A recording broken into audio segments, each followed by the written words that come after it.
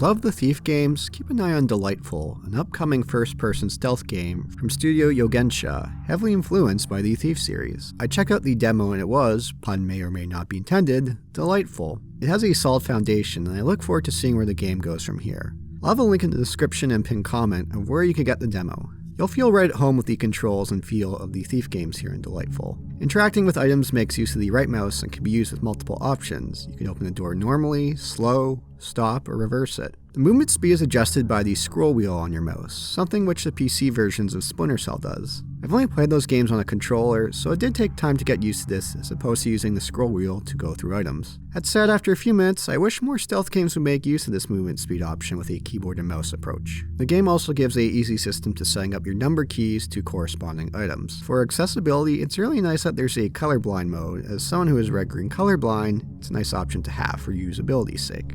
In Delightfyl, we are playing as Joanna, our lady thief extraordinaire, with thief-inspired mission briefings with vague maps. It's going to be a peaceful autumn evening.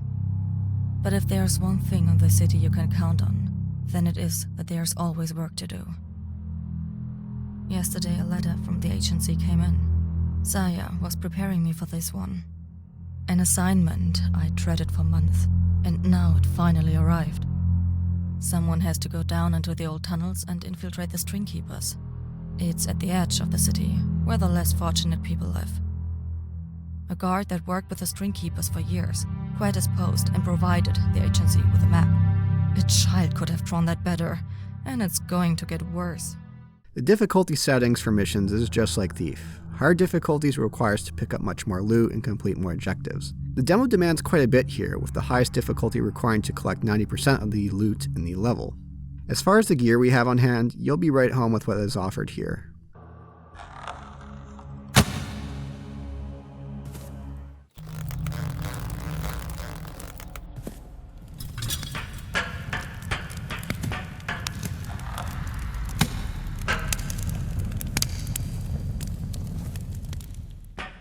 For lockpicking, the minigame is in the vein of the Fallout games, which I feel is one of the better ways to lockpick.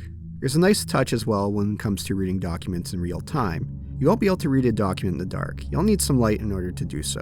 On the note of light, Delightfyl is darker than the Thief games. However, we have a lantern on hand to light up the darkness, which will make us easier to spot. It's a nice addition to have and creates more tension and something we have to consider when we're navigating our way past enemies.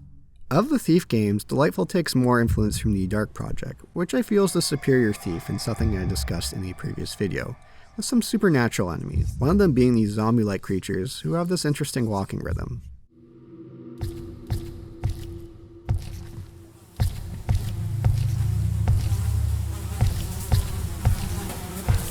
As well, we'll also have ghost guards that we'll need to avoid.